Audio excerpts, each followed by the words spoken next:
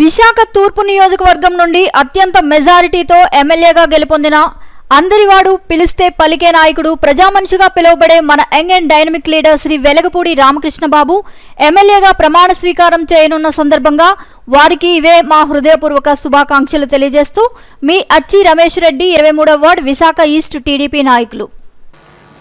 వెలగపూడి రామకృష్ణబాబు అనే నేను శాసనసభ సభ్యునిగా ఎన్నికైనందున శాసనము ద్వారా నిర్మితమైన భారత రాజ్యాంగం పట్ల నిజమైన విశ్వాసం విధేయత చూపుతానని, భారతదేశ సార్వభౌమాధికారాన్ని సమగ్రతను కాపాడుతానని, నేను స్వీకరించబోయే కర్తవ్యాన్ని శ్రద్ధాశక్తులతో నిర్వహిస్తానని దైవసాక్షిగా ప్రమాణం చేస్తున్నాను.